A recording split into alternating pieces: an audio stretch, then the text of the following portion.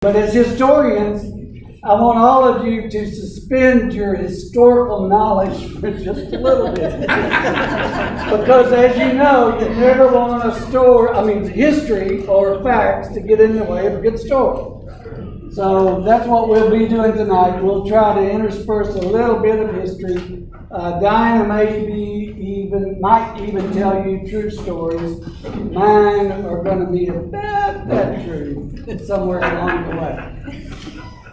But I had a great interest in the Battle of Stones River and got interested in Civil War history and started buying every book I could find on the Civil War. And we just had a 2-day yard sale. And when I counted the number of Civil War books I had out there, I was embarrassed at the amount of money I had spent. But I thoroughly enjoyed it. But if I had only retained 10% of all the knowledge in those books, I would be a smart guy today. But one of my favorite authors was Ambrose Bierce. And I heard someone tell a story many years ago at the National Storytelling Festival, and it was about the Battle of Stones River, and I became interested in it. And then I read the little snippet of the story that Ambrose Bierce wrote, and took the story that I heard this fellow tell, and put together my version of that story called The Cold, Cold Night. Well, Abraham Lincoln was ticked off. He wanted General Rosecrans out of Nashville and into Murfreesboro to find Braxton Bragg's army. Braxton Bragg, the Army of Tennessee, had been all around the Middle Tennessee area. Rosecrans had taken over from another general who had been fired by Lincoln, and he was about to fire Rosecrans when Rosecrans finally moved out to find Braxton Bragg's army. December the 26th, 1862, Rosecrans moves out of Nashville in three different waves, and the Confederate cavalry is chasing them here and there, and the Union cavalry is going here to try to find Bragg's army, and it all culminates right here on the banks of the Stones River on the night of December the 30th. Just below Stones River Country Club, which was on what was called Pete's Hill. They met at the river there. They both backed off, and they formed their battle lines. Both generals planned to attack early the next morning. Both of them had the exact same plan. Attack with their left flank, attack the enemy's right flank, and try to fold them up, either send them back to Nashville or destroy the army, which is what Lincoln wanted. He needed a victory badly. This story occurs after the first day of the battle. What happened was the Confederate forces struck at daylight. Rosecrans' plan was to strike after breakfast. So Bragg's army hit out on Highway 96 near the other side of the church out there, down Grisham's Lane, and they started early in the morning and they ran over the Union forces, folded them up like this all the way across what's the interstate now, all the way across Blackman, the Blackman area, all the way up to where the battlefield is. And if they could just have closed the gap and gone across the railroad tracks, they would have sent the Union Army home and had a victory. And they tried all day long. They tried. They attacked. And the subject of my story was right there in the middle of the fighting where the Confederate forces came over and over and over. Well, Rosecrans rallied his troops. They held off the Confederate army, and darkness fell, got real cold. How many of you are from Murfreesboro? You know how warm it gets on Christmas Day, around that period of time. How many times have we played outside in our shirt sleeves during the Christmas season, and then at night it gets real cold? Well, that's what happened that night. To finish the battle, the next day they thought they would attack, they didn't. The third day, Breckinridge attacks across McFadden's Ford and is hit by 54 cannon, drives him away. Bragg loses, has to retreat to Tullahoma, and that's the end of Murfreesboro being occupied by Confederate forces for the rest of the war. Well, Ambrose Bierce was right in the middle of all this fighting. He was in an Indiana regiment, and they were at a railroad cut. And wave after wave of Confederate forces were attacking them. Their men were falling left and right, and they were stacking them up like cordwood in the back. During the fighting, they noticed that a Union sergeant was shot right in the head, the bullet exiting out the back. He fell down, his arms splayed out, his eyes facing toward heaven. Somebody felt sorry for him and covered him up with a blanket. The medical doctor came by, lifted the blanket, stuck a probe. The probe went all the way through. Said, "I can't help this man." Put the blanket back. Fighting raged around him, and he stayed there. At the end of the day, as I told you, everybody thought the Union Army was defeated. Everybody thought they would leave. But George Thomas said, "This is as good a place to die as any." So he convinced Rosecrans that they would stay and not retreat back to Nashville. That night, the orders went down. Ambrose Bierce and his buddy had lost their coat. They'd lost their blankets. A lot of them had run for miles in retreat just to find themselves without any supplies, without any coat, without any way to keep warm that night as the temperatures fell. Little sleet started falling, rain, little snow, and the temperature dropped below freezing. Ambrose Bierce told his friend, he says, "We're going to freeze to death if we don't find a blanket." Did he remember the blanket that man had on him? He said, "I'm going to get us a blanket." And he started going through the battlefield, through the detritus of the battle. Got over, he was listening to horses scream. He was listening to men yelling for their mothers. He ignored all of that and went right to where that soldier lay on the ground. He saw the blanket. He pulled the blanket back. Moon had just come out. He looked, his eyes were wide open. An overwhelming sense of guilt hit him. Because the worst thing you can do is to rob a fellow soldier. He felt very, very guilty. And he looked him in the eyes and he said, "Please forgive me, but I need this worse than you do." He took the blanket, made his way back across the battlefield to where he and his friend were going to huddle up in a limestone outcropping. If you've ever been to the battlefield, you know they're everywhere. They got in out of the wind, they covered up with the blanket, and they shivered all night long. Morning fell. Everybody thought the Union Army was going to retreat, but they did. Everybody thought the Confederate Army was going to attack. So he looked at his friend and he said, "You know, we're going to have a hot day of it today. We don't need this blanket. I'm going to take it back to that poor soul." So he took the blanket, walked across the battlefield. Heavy frost had fallen during the night, so thick it looked like snow on the ground. He made his way through all of that. He got to where that body was the night before, but he didn't see a man. Splayed out with his arms looking toward heaven, eyes looking up. He didn't see a man like that at all, but what he saw in the same location was a man turned over on his side.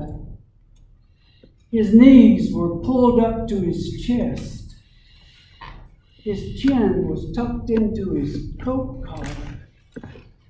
Each arm was tucked into the opposing sleeve, and he was hugging himself on his side. This was not the posture of a man who had died from a bullet wound to the head. This was the posture of a man who had frozen to death during the night. And as he was looking down at the ground, trying to take all of this in, he noticed some writing in that frost within an arm's length of that soldier. He got closer, and when he saw what it said, his heart almost stopped. His blood ran cold, because written in that heavy frost were the words, "You are forgiven." And that's my version of the story, Cocoa Night by Ambrose Bierce. Thank you.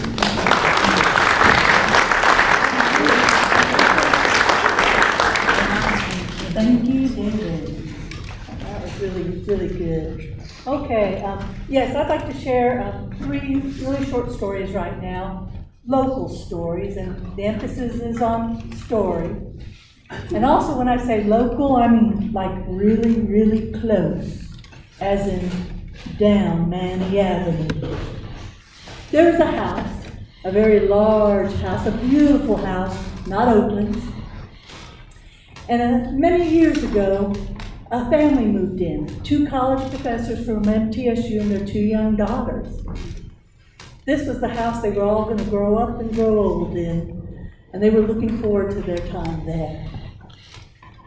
Well, one night, they were all sleeping, and the wife woke up and saw one of the girls in her room, and she said, "You need to go on to bed." And then she looked a little closer, and she realized that wasn't her daughter, neither one of them. And so she looked, and as calmly as she could, she said, "Who are you?"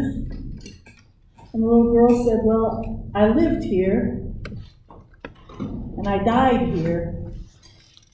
Ooh. And the professor said, "Oh, okay. Well, you go on now. I need to get some sleep." And the little girl did. She disappeared. The woman did not sleep, though. And that was only the first appearance out of many, many, many of the little girl. In fact, the little girl became a playmate to their daughters. There were times when the daughters actually insisted on setting a table setting for her because she was going to join them for dinner. Their friends would say, when they spent the night, "Hey, there's someone else in the room," and the daughters would say, "Don't worry about her, she's not going to bother you." And then there were many times when the professor would hear giggling behind her. She was trying to do some grading of papers, and she'd have to say, "You need to leave me alone. I've got my work to do." And so that's just how their life went. They had this other being living with them. But as time went on, their daughters grew up and were getting ready to leave, and the family decided they didn't need that big house anymore. And so they put it on the market, and they were going to sell it. And they made the decision not to tell anybody that, although it might not come, with furniture, it did come with somebody living there, something living there. And so they sold it, and they moved just a little bit further down Manny Avenue, settled into their new home. And after just a couple weeks, though, there was a knock on their door. And when they opened it, there was this family, the family, that had just bought the house. A minister, his wife, and their young son. They exchanged, small talk for just a little bit, and then finally the family had to say, "Did you ever notice anything unusual about the house while you lived there?" And the professors finally had to own up and say, "Yes." And from there, the 2 families started swapping stories because, yes, the new family had the same thing going on. The little girl would show up, became a playmate to their son. And so the professors did, assure them, "She won't ever bother you. She won't really hurt you. She just plays and wants a playmate." And so that's how it just went on. They did their research, though, and they found out that the family before all of them did indeed have a young daughter who died at the age of 10. And although they know who that family was, they've never disclosed the name because that family has asked that. Even though the story is told, they don't want her name said because they prefer to remember their daughter that they lost rather than the ghost that is still there. Now another story just a little bit further down Manny Avenue. The corner of Manny and Main. There's all those fine houses down Main Street, where many of the wealthy families of Murfreesboro took up residence and had these big houses, and some of those houses were boarding houses. Before the Civil War, many of them had slaves working there. After the Civil War, they were then called servants, but still, there were some distinguishing features with the slaves. One thing, if they worked inside the house, they got to dress a little bit better because they were going to be seen. But shoes were always a prized possession for any slave or servant at that time. So much so that if the slave died, they weren't buried with their shoes. The shoes were passed on to somebody else, because these were treasured possessions. Something else with all these servants and slaves is they'd have to get up really early in the morning to start breakfast for their employers, for the tenants of the boarding houses, either way. One of the wonderful things about telling stories, especially when we were doing tours, is we've always had people come up to us afterwards and say, "Hey, did you hear about this?" or "Do you know about this?" Let me tell you, I have high expectations for this group, okay? But after one tour, some people came up to us and they said, "Do you know about the house on the corner?" And I was like, "What?" And they said, "Well, they were staying with their friends who owned the house. And the rule of the house was whoever got up first in the morning had to make the coffee." Well, one morning they woke up and they could smell coffee and they just knew that they had overslept. So they quickly got dressed. They go running through the house, go into the kitchen, and there's nobody there. Coffee is not made. It's very dark. It's only 5 a.m. They also said that there were many times that they smelled bacon cooking, but everyone was a vegetarian. The owner said that they wondered what was going on, but they had a little bit of a clue when they moved in and that they had started renovating the house and cleaning areas out. And way up on the top floor, underneath one of the window eaves, they found some really old, dilapidated shoes. They knew that they couldn't belong to anyone who owned the house because they were just so old and worn out. Nobody would have kept them. So they figured they must have belonged to one of the slaves or the servants, so that they had been hidden under there like a prized possession. But they saw no use of them, so they decided they were going to throw them away. The house would not let them. The windows began to rattle. The doors began to slam. The walls were moaning until those shoes were put right back under those eaves. And that's where they remain to this day. Now, my final story about Manny Avenue is going even further down and around the corner, but I'm still going to call it Manny Avenue because I'm a storyteller and I can take liberties. But it's down Manny Avenue and around the corner on Broad. Oh, several decades ago, there used to be the Anderson Motel. Oh, the Andersons were the couple in Murfreesboro. Myrtle and her husband, they were opening up motels everywhere. He was not just happy with doing it in Tennessee, he was expanding his motel empire to different states, and he would travel getting them set up. They made the society pages. They were society. Oh, they were doing so well, and every year they'd get matching Cadillacs. That's how well they were doing. But then one day, Myrtle calls the police department. And she says, "There's been something bad happening here. You need to come check it out." The police came to the Anderson Motel, and they found Mr. Anderson under one of the beds, killed by a shotgun blast. And that's kind of it. There really wasn't much of an investigation. Nobody was ever charged with the crime. You see, nobody really liked Mr. Anderson. He was not a good man. He cheated people. He cheated his partners. He cheated on Myrtle. Oh man, he was just conniving. And so no one really had anything to say about him going that way. They didn't care. Now Myrtle, she sold all those motels. She had a really good life insurance policy on him, and she had a mighty fine retirement. Nothing was ever said or done. Even though Myrtle had killed a man before at the motel with a shotgun.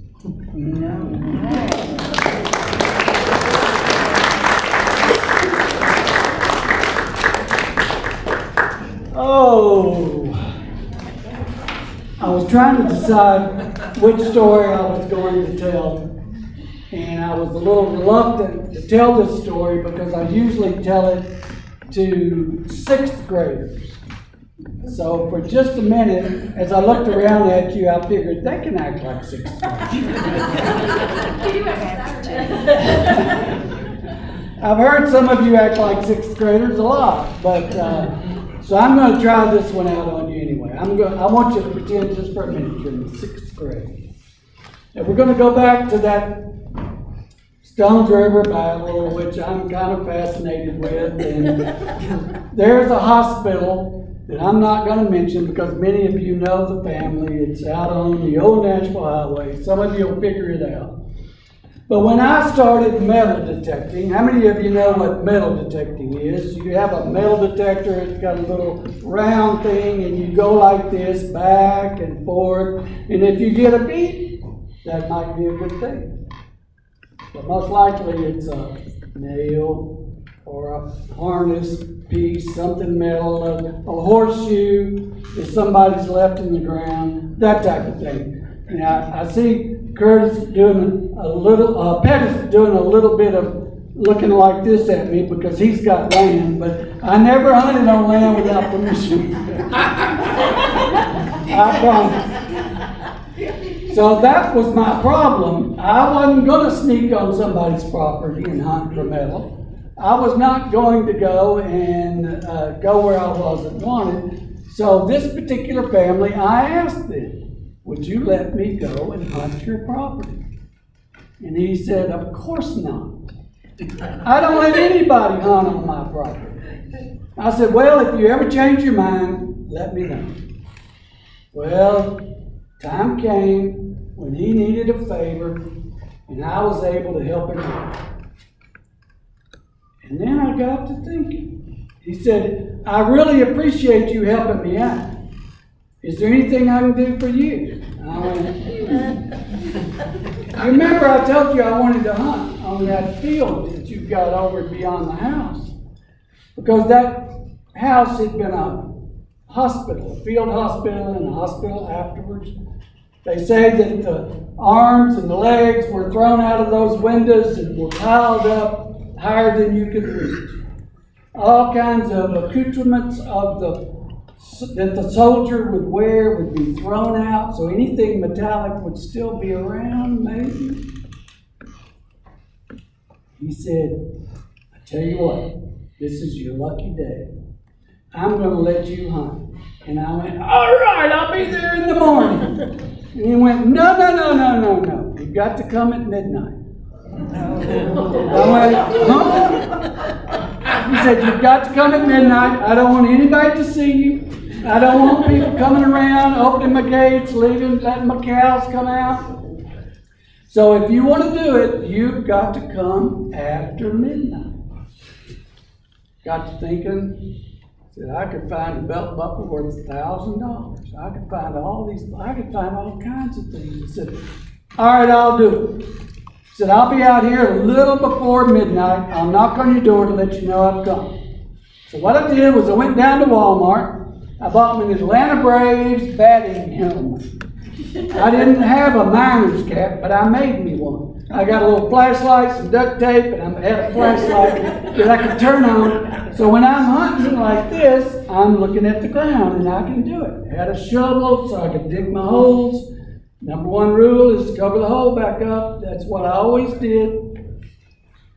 So the time came, I couldn't sleep. I was so excited I was going to find treasure. Got out there about 5 minutes to 12. Knocked on the door, came to the door, and said, all right, I'm going to bed. Make sure you close the gates. Took my truck, drove back, got the gate open, went into the field, parked my truck over here, and I started hunting. back, forth, beep. Oh, I had a treasure. I knew I did. I got down on my hands and knees and I dug and came out with a beautiful horseshoe. And that's the way it went for about an hour. I'd find nails, I'd find plow points, I'd find everything but what I was after. But finally, I found a Confederate infantry button. I was so excited, I put it in my little pouch and I kept hunting. Back, forth, back and forth. Beep. Got down on my hands and knees and I found a beautiful 69 caliber bullet.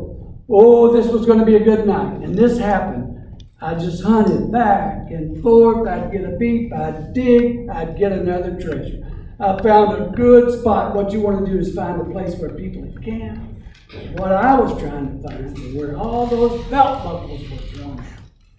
Because if you could find a Confederate belt buckle, it's worth a fortune.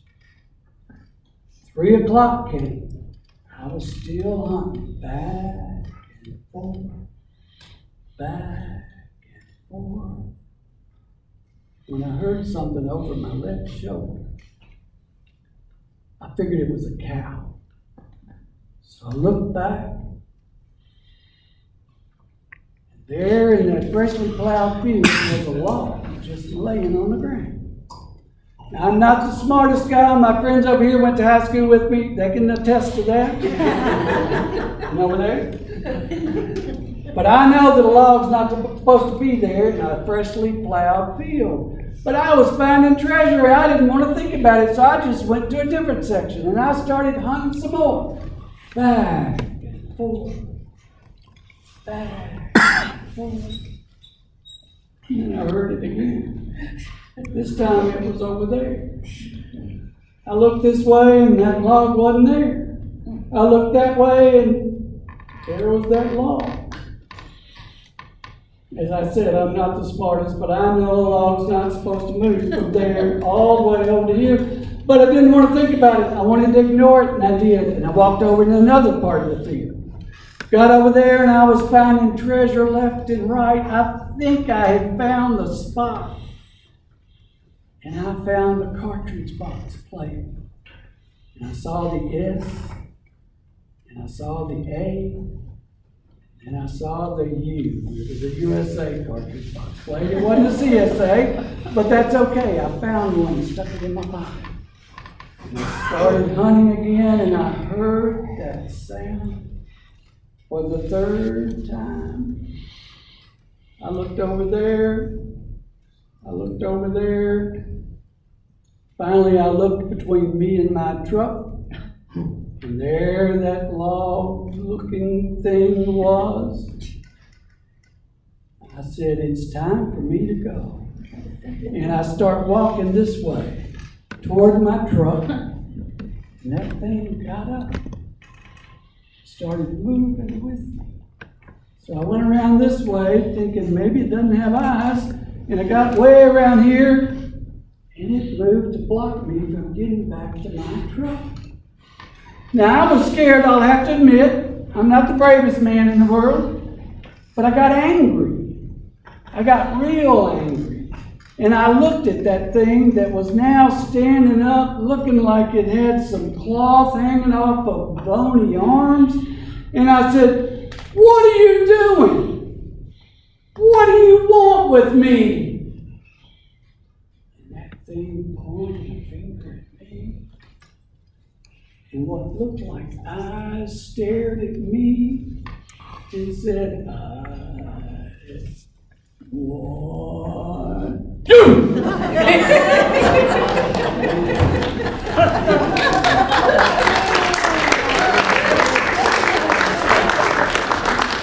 Thank you, sixth graders.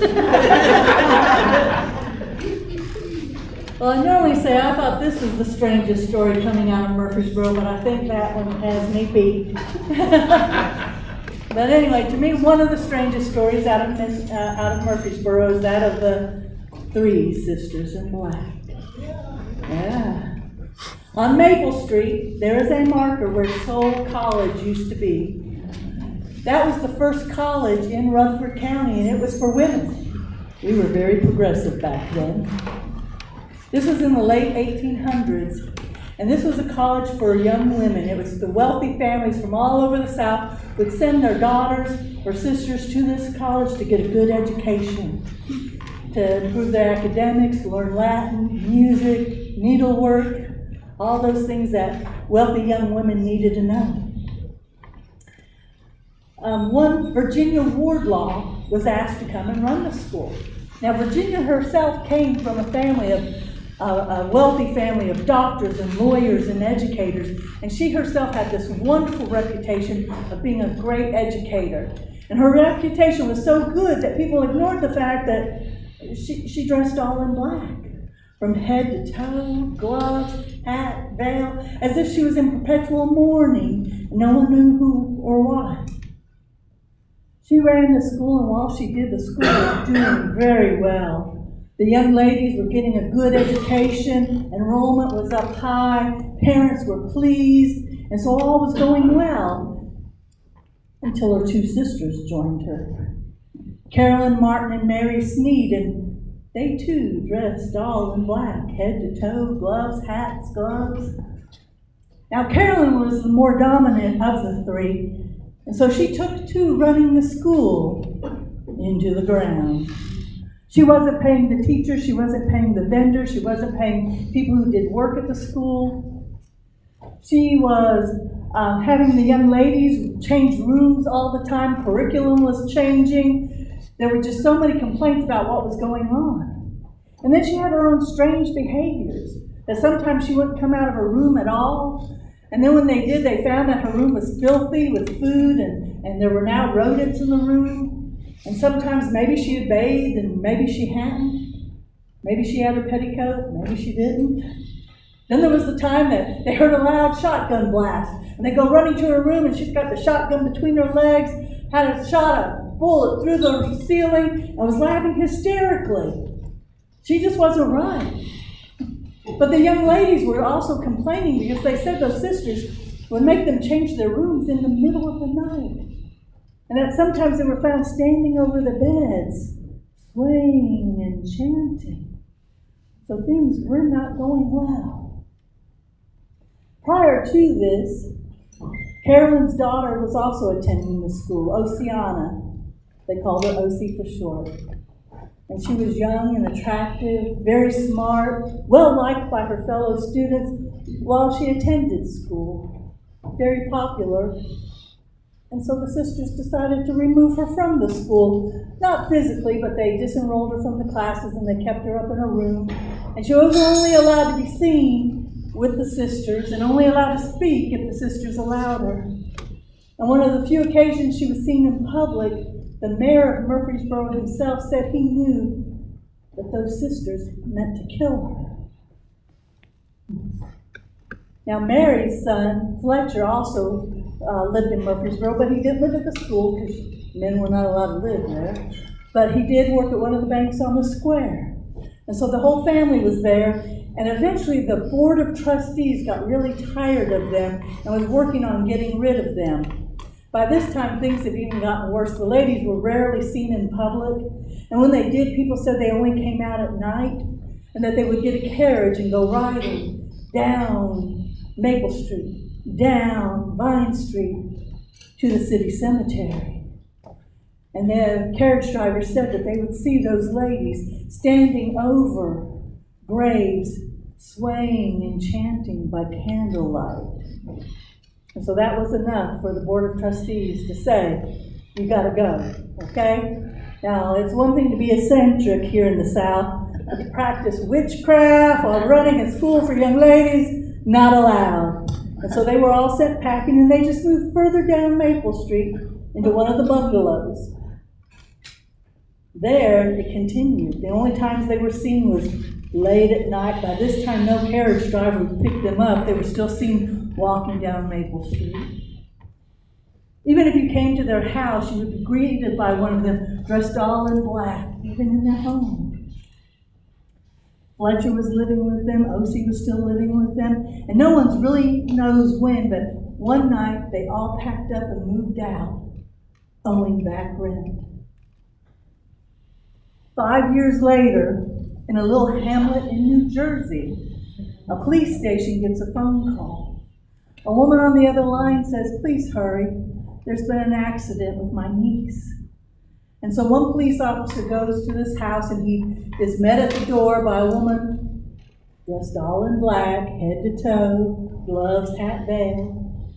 She says her name is Virginia Wardlaw, and that her niece Osie has committed suicide. He goes into the house, and she leads him upstairs to the bathroom, and there is this young woman face down in a tub full of water. But something doesn't sit right with him. For one thing, in talking to Virginia, she says that she's been in the house for almost 2 weeks, but there's no heat in the house. So that means Osie would have been in a tub full of cold water, and she was face down. If it had been suicide, she should have been face up. Oh, and there was a suicide note. In fact, there were several, written over different times by Osie, but inside the house themselves, no paper, no pen, no pencil were found. So they were written at different times, and who knows what her state of mind was. And so an investigation was ensued. And one of the things that came out of it was the autopsy of Osie. They found no water in her lungs whatsoever. She didn't drown. And instead what they found was that although she was a grown woman now, had married her cousin Fletcher and had had 2 children by him, she weighed less than 80 pounds. She had been starved. And what they also found was that there was morphine in her system. A lot of it, which she didn't need much, weighing as little as she did. And so yes, the police were indeed going to do some charges. They also did more investigating. What they found just amazed even the most prestigious businessmen of the time. These 3 Southern ladies, genteel ladies, were brilliant at insurance fraud. What they did from the South all the way up to New Jersey was take out huge life insurance policies on family members. And then they would borrow heavily against them, and then they would skip town without paying. Now, every now and then, they wanted a bigger payout, so they would produce a body. Carolyn's husband died under mysterious circumstances, and Mary had 2 other sons who died. One by accidentally setting himself on fire, and the other one by falling off a moving train. And both of those men, married with children, had insurance policies that paid out to their mother and his 2 aunts. And that was just some of the mystery. And so yes, there were going to be charges. During the investigation, the police also found from neighbors that there had been 3 women in black in that house up until the night before they came, the night the police came. So they wanted to go after her mother, Osie's mother, Carolyn, because she had been there the night before, and she never came to claim the body, and she didn't attend the funeral. So they arrested the 3 women, and they continued with this investigation, and I mean, it was so in-depth of how far they went with their insurance fraud that this investigation dragged out. Their prison stays were dragging out. Court dates were being delayed while more information was gathering. Virginia never went to trial. Virginia fell by the same way Osie did. She went on a hunger strike and starved herself and died in jail.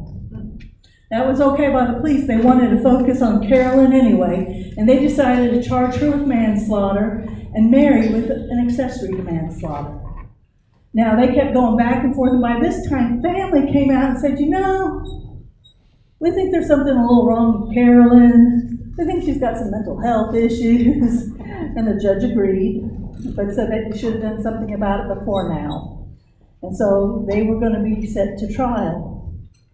After much debate, much cajoling, Carolyn finally agreed to a plea bargain. And what it was is she had to admit to what happened that led to Osie's death. And with that, she would get a lighter sentence, only 15 years. And so what she told police was that O.C. was despondent. You see, both of her children had died. Again, no one knows how. And that they had told her that her husband Fletcher had died. Now, this was not the truth. You see, Fletcher had fled to Canada because one of his friends from a bank in Murfreesboro was being charged with embezzlement, and he didn't want to have to testify against his friend, so he fled to Canada. And no one knows why those crazy ladies told O.C. that he was dead, but that O.C. was despondent. And so her mother decided to give her a little bit of morphine to calm her nerves, and probably gave her just a little bit too much, and put her in the tub to revive her. You know, what's a mother to do? And so then she fled. The judge accepted it, and she was indeed sentenced to her 15 years. She actually thought she was going to go home. And it was a surprise to her that for the first time in who knows when, she was stripped of her black and forced to wear prison gray. But she didn't serve out her time either. Within a year, she was declared insane and sent to an asylum, and she died there a short time later. Now, as for Mary, it was determined you can't be an accessory to manslaughter, so she got to go home and no one heard from her again. 15 years later, one of the banks at Murfreesboro was doing a big renovation, and they found an old safety deposit box in it. And they saw in there was a glove pinned to an old black evening bag. And there was a label on it, V. Wardlaw. And in that bag were several stones, brooches, worth more than $2,000 then. They advertised to get family members to come and claim the stones and brooches. No one wanted to admit to being part of that family. But instead, debt collectors came from 20 years back to get their share of their bills. Just so you know, they will always find you. And so they came and got their part of the money, and the money was gone. To this day, businesses on the square say that every now and then they see a woman dressed all in black roaming the square, and we wonder if it's not Virginia Wardlaw looking for her bag. But every now and then they say they see 3 women in black. And on those nights they walk down Maple Street, down Vine Street, to the city cemetery.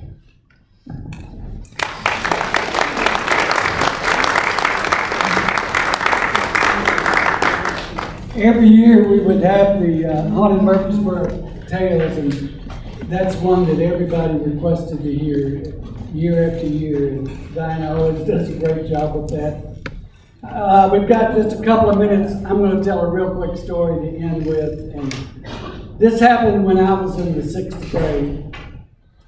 Mrs. Atkinson's class, Mitchell Nielsen Elementary School. There was 4 of us, me and Buddy and Patsy and Carol. We hung out all the time. Now we've gotten too old. It's around Halloween. We've gotten too old to go out trick-or-treating, we thought. So we just hung out.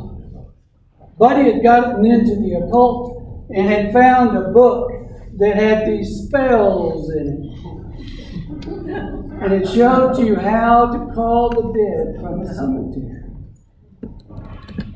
Buddy wanted to try it that night. Nobody wanted to tell him no because it was an overwhelming personality.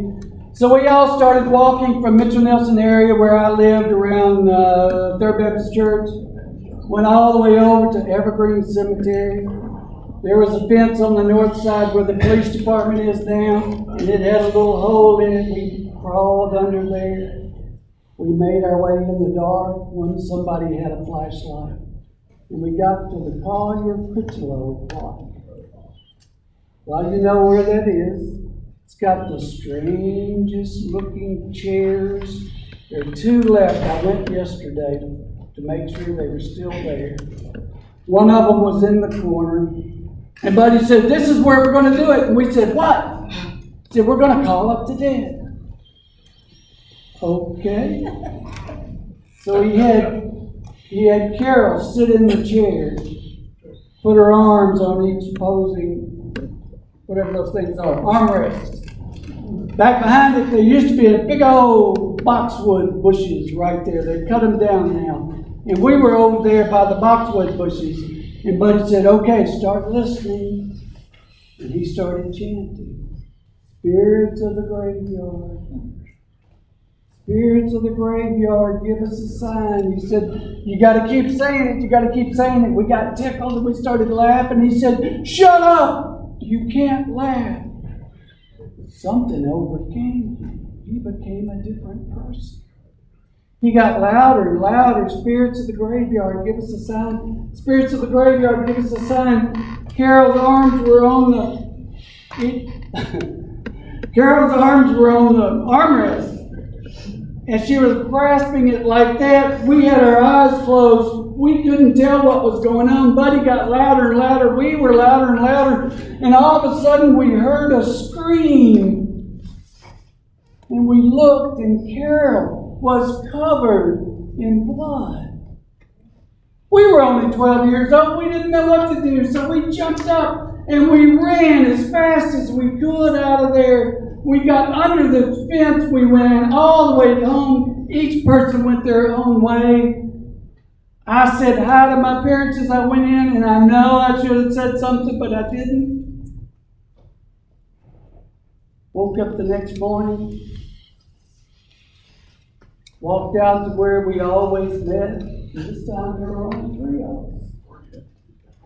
We walked to school, went into class. Mrs. Atkinson knew something was wrong because we weren't talking. After an hour, Mr. Underwood, the principal, came down, called us out into the hall, said, have you seen Carol? We said, we left her last night at midnight. About midnight, we stopped and then we all went home and we don't know what happened. Have you seen her this morning? No. And that was pretty much it. We all went back to class. We didn't know what had happened. But later on, we found out that Carol had been found in that chair. Not a mark on her. No blood.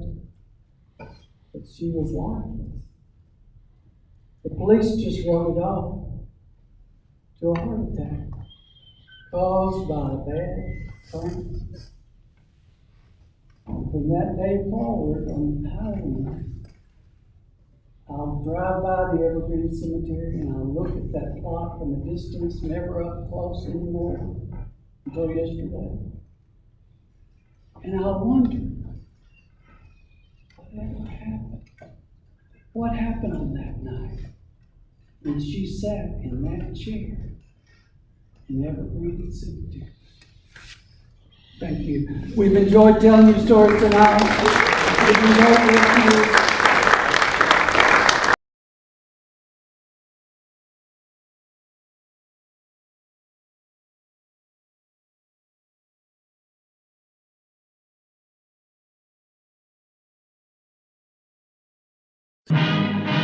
This has been a JJV production.